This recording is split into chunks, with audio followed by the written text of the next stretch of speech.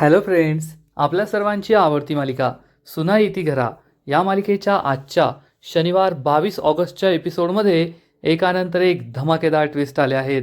Friends, आजचा episode खूप भारी होता. मग नेमकं घडलंय तरी काय?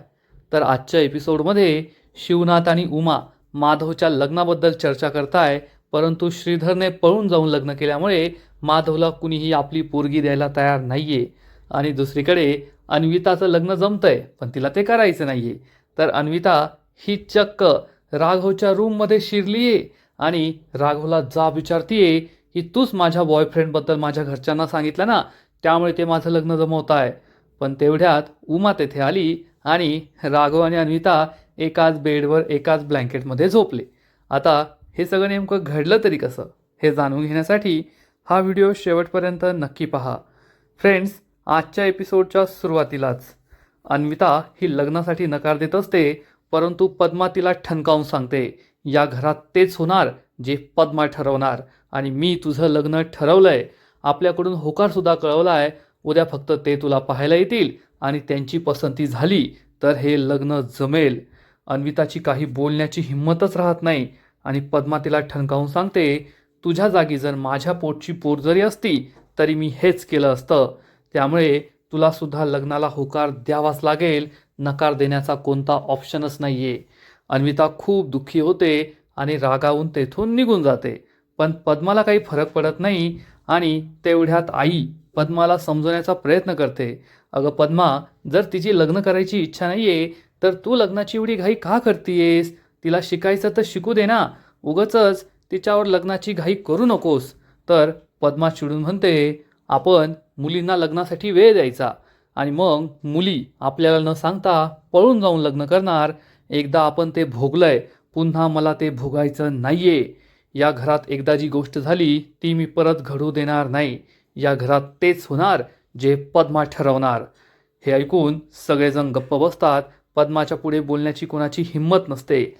छाया, आई सगळे गप्प असतात. आता या पद्माला आपण नाही समजावू शकत हे आईला समजतं. आणि इकडे शिवनाच्या घरी मात्र प्रियंका सगळ्या भावांना माधव, राघव आणि श्रीधरला चक्क पेरूचं लोणचं कसं बनवायचं ते शिकवत असते. ती समोर बसलेली असते, तिन्ही भाऊ तिच्या समोर बसलेले असतात. वेदा उभी असते आणि बंटी मामा उभा असतो. मग प्रियंका या सगळ्या भावांना सांगते की पेरूचे बारीक बारीक काप करायचे आहेत. राघवला बिलकुल इंटरेस्ट नसतो. वेदा हसत असते आणि राघवचे हे भले मोठे काप पाहून प्रियंका त्याला म्हणते, राघव भाऊजी, छोटे छोटे काप करायचे आहेत, एवढे मोठे मोठे काप नाही करायचे. तुम्ही हे काय करताय? तर श्रीधर म्हणतो, अगं पिऊ, तू मला हे सांग की बिया ठेवायच्या की नाही? प्रियंका सांगते, हो ठेवायच्या. बिया नसतील तर लोणच्यात मजा कसली? आणि मग श्रीधर बारीक बारीक काप करू लागतो. तेवढ्यात त्याला दिसतं की राघवचे काप मोठे मोठे आहेत आणि श्रीधर प्रियंकाला सांगतो, या राघवला काही जमत नाही, त्याने मोठे मोठे काप केले आहेत. प्रियंका म्हणते, आधी तुझे काप पहा, तुझे काप किती मोठे मोठे आहेत. राघव आणि श्रीधर यांच्यातच भांडण सुरू होतं. सगळेजण प्रियंकाचं हे शिकवणं, पेरूचं लोणचं बनवणं एन्जॉय करत असतात. त्यांना भारी वाटत असतं. मामा वेदा उभे राहून या सगळ्या भावांची मजा पाहत असतात. आणि प्रियंका म्हणते, जर कुणाला काही जमलं नाही, कुणी माझं ऐकलं नाही तर मी डायरेक्ट अप्पांना सांगेल, मग अप्पांचा ओढा खावा लागेल. तर श्रीधर म्हणतो, पाहिलं का बंटी मामा, किती कॉन्फिडन्स आलाय माझ्या बायकोमध्ये. ओ पाहुणीबाई, अजून आप्पांनी आपल्याला माफ केलेलं नाहीये, त्यांचा रुसवा गेलेला नाहीये. त्यामुळे हा कॉन्फिडन्स आहे ना, राहू द्या. या, जास्त हवेत उडू नका, खाली या. प्रियंका श्रीधरकडे रागारागाने पाहते आणि तेवढ्यात शिवनाथ सोफ्यावर येऊन बसतो आणि चहा मागतो. त्याला उमा चहा आणून देते. आपली मुलं तसं लोणचं बनवायला शिकताय हे पाहून या दोघांनाही आनंद होतो. तेवढ्यात राघवला एक खोडी सुचते. राघव हा जाणून बुजून बोट चिरलंय असं म्हणून जोरजोरात ओरडू लागतो. शिवनाथ, उमा घाबरतात, त्याच्या जवळ येतात. उमा विचारते, काय झालं? शिवनाथ म्हणतो, काय विचारताय, औषध आणा ना. उमा पळणार इतक्यात राघव तिला थांबवतो आणि म्हणतो, आई काही नाही झालंय, फक्त नाटक करत होतो मी. हे ऐकून उमा त्याचा कानच पिरगाळते. राघव ओरडतो आणि म्हणतो, तुम्ही दोघे किती इन्व्हॉल्व होते ना, ते मला पाहायचं होतं. शिवनाथ म्हणतो, अरे पण त्यांची धावपळ झाली असती ना, उगाचच काही पण त्रास देतो. आणि मग हे सगळे पुन्हा एकदा लोणचं बनवायला सुरुवात करतात. प्रियंका त्यांना लोणचं कसं बनवायचं हे शिकवत असते. सांगते मीठ किती टाकायचं, तिखट किती टाकायचं आणि ती किती चांगलं शिकवतीये हे पाहून शिवनाथ खुश होतो. आपल्याला चांगली सून मिळाली आहे असं त्याला वाटतं, पण तो काही कौतुक करत नाही. त्याचा रुसवा काही अजून गेलेला नसतो. थोड्या वेळाने सगळी कामं आवरल्यावर श्रीधर त्याच्या रूममध्ये असतो. प्रियंका तेथे येते आणि त्याला आवाज देते, पण श्रीधर रुसलेला असतो आणि प्रियंकाचा आवाज ऐकून ऐकल्यासारखा करतो, दुसरीकडे तोंड वळवतो आणि श्रीधर रुसलाय हे पाहून प्रियंका चक्क त्याच्यावर हसते. श्रीधर चिडून म्हणतो, ए माझ्या हसायचं नाही बरं का, एकतर सगळी चूक तुझी आहे. दिवसभरात तुला एवढा पण वेळ नाही मिळाला की नवऱ्याला फोन करून सांगावं की मी पेरूचं लोणचं बनवलंय. मला आहे ना सकाळीच कळलं होतं, जेव्हा आप्पा म्हणाले ना की पेरूचं लोणचं खायची इच्छा झाली आहे. मला माहीत होतं की माझ्या बायकोच्या सुपीक डोक्यामध्ये पेरूचं लोणचं छापलं गेलंय आणि ती नक्कीच लोणचं बनवण्याचा प्रयत्न करेल. म्हणून मी त्या सदाला पाठवलं, बागेतून ताजे ताजे पेरू तोडून आणायला सांगितले आणि दिवसभरात तू लोणचं बनवून सुद्धा बसली. माझा किती मोठा पोपट झाला. सगळे माझ्यावर हसत होते. आणि प्रियंका म्हणते, माझा नवरा खरंच खूप गोड आहे, खरंच माझी किती काळजी करतो. श्रीधर विचारतो, पण तू पेरू कुठून आणले? आपल्या झाडाला तर पेरू नव्हते, ते पण झाडाचे रसरशीत ताजे पेरू. प्रियंका सांगते, ती तर गंमतच झाली, तू सगळी मिस केली. आम्ही ते समोरचं घर आहे ना त्या झाडावरून पेरू तोडले. हे ऐकून श्रीधरला मोठा धक्काच बसतो. श्रीधर जोरात तोडतो, काय समोरच्या घरातून पेरू कस काय तोडले? प्रियंका म्हणते, हळू बोल, आणि प्रियंका रूमचा दरवाजा लावून घेते. प्रियंका श्रीधरजवळ येते. श्रीधर म्हणतो, आता तू पण हळू बोल, मी पण हळू ऐकतो, पण जे काही ते सांग मला स्पष्टपणे. आणि मग प्रियंका त्याला झालेला सगळा प्रकार सांगते की समोरच्या घरातून त्यांनी कसे पेरू तोडले, मग समोरच्या घराची काच फुटली, मग अन्विता आली, राघवने तिच्याकडे ती गलोल दिली, मग पद्मा आली, पद्माने उमाला जाब विचारला, मग आम्ही कसं त्यांना फसवलं की पुरावा काय हे सगळं ती सांगते. आणि श्रीधर हा तिला एक सल्ला देतो, पिऊ आता माझा एक सल्ला ऐकायचा.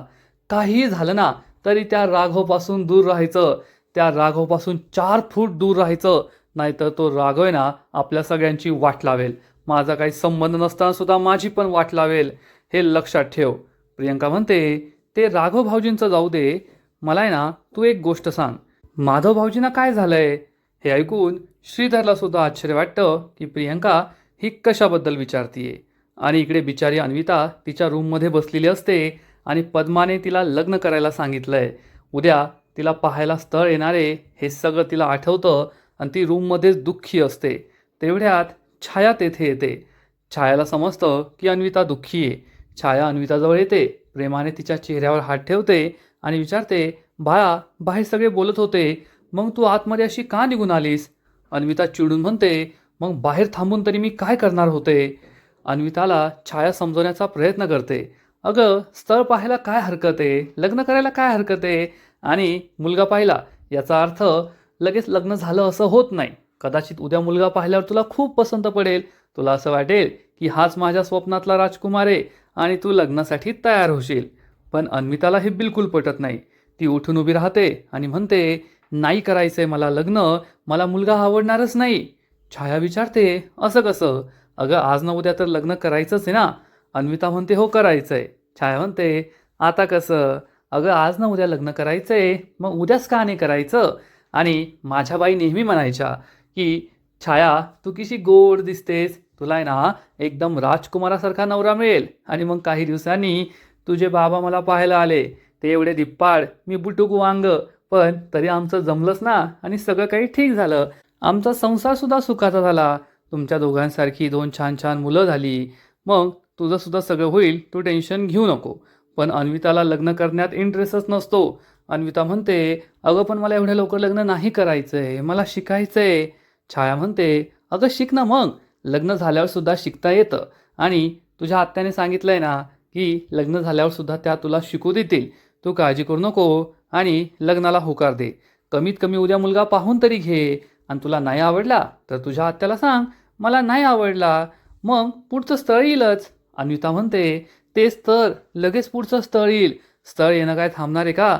आणि लग्न तर मला करावंच लागेल. छाया म्हणते, आता हे काय बोलणं झालं का? लग्न तर करावंच लागतं प्रत्येक मुलीला. आईबाबांचं घर सोडून जावं लागतं नवऱ्याच्या घरी. जगाची रीत आहे, ती रीत काय आपण बदलू शकत नाही. अन्विता बाळा, आता उगाच विरोध करू नको आणि लग्नासाठी होकार दे. छाया अन्विताला समजवण्याचा प्रयत्न करत असते, परंतु आपल्या सगळ्यांना माहिती आहे अन्विताचा बॉयफ्रेंड आहे ऋषू. तिला ऋषूबरोबर लग्न करायचं आहे. त्यामुळे ती काही लग्न करण्यासाठी, स्थळ पाहण्यासाठी, मुलगा पाहण्यासाठी तयार नसते. आणि तेवढ्यात आई तेथे येते आणि म्हणते, अन्विता तू बाहेर का नाही म्हणालीस की मला लग्न करायचं नाही? तर अन्विता चिडून आजीलाच विचारते, मग तू का नाही म्हणालीस? तर आजी सांगते, अगं मी सगळं सांगितलं. मी पद्माला म्हणाले तिची लग्न करायची इच्छा नाही आहे, तर तू का जबरदस्ती करतीये? पण तुला माहिती आहे ना ती कोणाचं ऐकते का? तिने माझं सुद्धा ऐकलं नाही.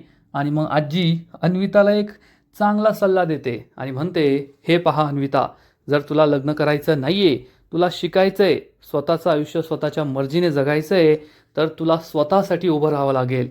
तू स्वतःसाठी उभी राहिली तर मी तुझ्या पाठीशी खंबीरपणे उभी राहील, तुला सपोर्ट करेल. पण जर तूच असे हातपाय गाळले तर मी सुद्धा तुला मदत करू शकणार नाही, एवढं लक्षात ठेव. हे सगळं ऐकून छायाला मोठा धक्काच बसतो आणि छाया विचारते, आई हे सगळं तुम्ही तिला काय सांगताय की स्वतःसाठी उभी राहा, हे कर ते कर, आणि चांगलं स्थळ आलंय, तिला लग्न करायचंय तर करू द्या ना, काय फरक पडतो? आई म्हणते, अगं मी तिला काही भडकून वगैरे देत नाहीये. मी फक्त तिला हे सांगते की तिची इच्छा नसेल तर तिने स्पष्टपणे सांगायला हवं. पण छायाला हे पटत नाही. छाया म्हणते, आई आज ना उद्या लग्न करायचंच आहे ना, मग जर चांगलं स्थळ असेल तर लग्न करायला काय हरकत आहे?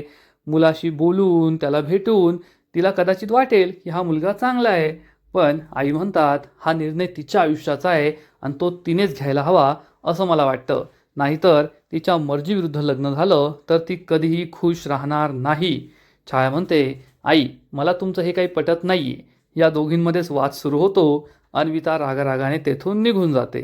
छाया आणि आईला समजतच नाही की आता ह्या अन्विताला कसं समजून सांगायचं. इकडे प्रियंकाने श्रीधरला एक प्रश्न विचारलेला असतो की माधव भाऊजींचं काय बिनसलंय? आणि श्रीधर विचारतो, म्हणजे? तर प्रियंका सांगते, माधव भाऊजी कधीच आपल्यामध्ये नसतात. कुणी जोक मारला तर हसत सुद्धा नाही. घरात सगळे आनंदी असले, घरात सगळ्यांचं काही सुरू असलं तरीसुद्धा त्यांचं लक्ष नसतं. ते दुसरीकडेच कुठेतरी रमलेले असतात. त्यांच्या चेहऱ्यावर नेहमी एक उदासी दिसते, डोळ्यात एक निराशा दिसते. हे सगळं का होतंय? आणि मग श्रीधर तिला सगळं सत्य सांगतो आणि म्हणतो, जे आपलं झालंय ना, कदाचित ते त्याचं झालं नाही म्हणून तो इतका दुःखी आहे. प्रियंकाला काही कळतच नाही. प्रियंका विचारते, म्हणजे? तेव्हा श्रीधर तिला सांगतो, आपण दोघांनी पळून जाऊन लग्न केलं कारण माझं तुझ्यावर प्रेम होतं आणि मी तुला या घरात लग्न करून घेऊन आलो. परंतु ती हिंमत माधव दादाला नाही दाखवता आली म्हणून तो दुःखी आहे.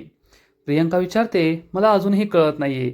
आणि मग श्रीधर तिला सांगतो की आमच्या आप्पांनी आम्हा तिन्ही भावांकडून एक वचन घेतलं होतं की आम्ही तिन्ही भाऊ कधीही प्रेमविवाह करणार नाही आणि आप्पांच्या म्हणण्यानुसारच, त्यांच्या आवडीनुसारच लग्न करू. आणि जेव्हा हे वचन दिलं तेव्हाच माधवदादा एका मुलीच्या प्रेमात होता.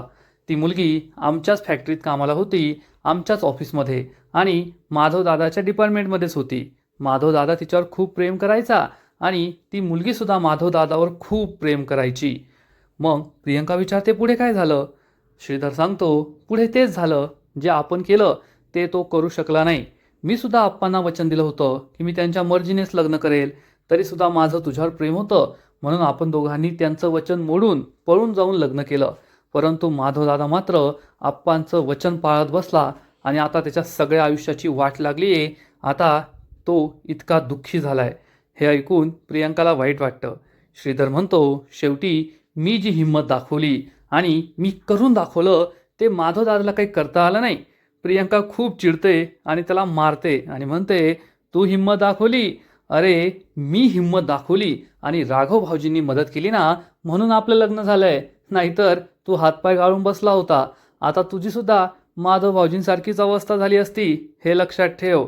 आणि मग हे दोघे बेडवर बसतात आणि प्रियंका ही श्रीधरला प्रेमाने विचारते, श्री मी वेदाच्या रूममध्ये झोपायला जाऊ का?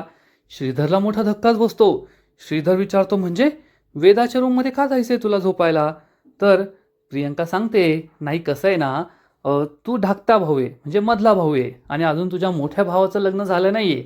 आणि जोपर्यंत माधव दादाचं लग्न होत नाही तोपर्यंत आपण दोघांनी संसार सुरू करणं हे मला थोडं चुकीचं वाटतंय. हे ऐकून श्रीधर म्हणतो, अरे वा, माझी बायको किती हुशार आहे. खरंच या घरची आदर्श सून शोभते बरं तू. उगं तू आहे ना त्या रागावर राहणं बंद कर. या घरात आल्यापासून तू सगळ्या जगाचा विचार करतीये, फक्त माझा विचार करत नाहीये. सगळ्यात आधी तू या घरात आली तर काय म्हणे, आई अप्पांचा आशीर्वाद पाहिजे, तेव्हा आपण वाचलो. मग त्यानंतर राघव भाऊजी घरात परत आले पाहिजे, तेव्हा आपण वाचलो. मग त्यानंतर तू काय म्हणालीस, मला आजीचा आशीर्वाद घ्यायचा आहे, तेव्हा आपण कसे बसे वाचलो. आणि आत्ता म्हणतीयेस की माधव भाऊजींचं लग्न झाल्याशिवाय संसार सुरू करायचा नाही. अगं असं केल्यावर माझं काय होणार याचा तरी विचार कर. प्रियंका म्हणते, नाही त्याचं काही नाही. आता काहीही झालं तरीसुद्धा जोपर्यंत माधव भाऊजींचं लग्न होत नाही आणि त्यांच्या संसाराला सुरुवात होत नाही, तोपर्यंत नो पप्पी अँड नो झप्पी, असं म्हणून प्रियंका तेथून निघून जाते. श्रीधरला मोठा धक्काच बसतो. आता या माधवचं लग्न कधी व्हायचं आणि आमचा संसार कधी सुरू व्हायचा, हाच प्रश्न या श्रीधरला पडतो. दुसरीकडे शिवनाथ फोनवर कोणाशी तरी बोलत असतो आणि विचारतो, काय असं म्हटले ते, ठीक आहे कळवा मग मला. हे सगळं उमा ऐकते. उमाला दिसतं की शिवनाथला खूप टेन्शन आलंय. उमा शिवनाथला विचारते, अहो काय झालंय, तुम्ही कसलं टेन्शन घेताय.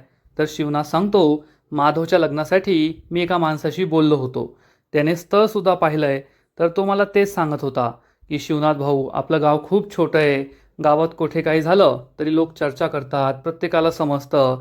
आणि जेव्हा मी तुमच्या मुलाच्या लग्नाची बोलणी एखाद्या ठिकाणी करतो तेव्हा सगळे लोक हेच बोलताय की तोच ना तो माधव ज्याच्या लहान भावाने पोरगी पळून आणली आहे आणि पळून जाऊन लग्न केलं आहे, ते सुद्धा मोठ्या भावाच्या आधी त्याने सगळं असं केलं आहे. हे ऐकून उमाला धक्काच बसतो. उमा म्हणते, अहो पण लोकांचा एवढा काय विचार करायचा, आपल्या मुलाच्या लग्नासाठी लोक मदत करतात का, मग ते आपल्याला नाव ठेवतात, आपण कशाला विचार करायचा. आणि या गावातील लोकांना माहीत नाही आहे का की आपण कोण आहोत, आपण मुलांना कसं वाढवलं आहे, कसे संस्कार दिले आहेत. शिवनाथ म्हणतो, माहिती आहे ना उमा, सगळं माहिती आहे गावकऱ्यांना, पण गावकऱ्यांची तोंडं आपण नाही बंद करू शकत आणि आपल्याला आता काहीतरी वेगळा मार्ग निवडावा लागेल. उमा म्हणते, हो खरं आहे तुमचं, आपल्याला आपल्या माधवसाठी काहीतरी करावंच लागेल, कारण माधवची अवस्था ही दिवसेंदिवस बिकट होतीये. तुम्ही पाहताय ना, तो नेहमी नाराज असतो, दुःखी असतो, त्याच्या चेहऱ्यावर कायम उदासी असते आणि ती दूर करायची असेल तर त्याचं लग्न आपल्याला लावून द्यावंच लागेल.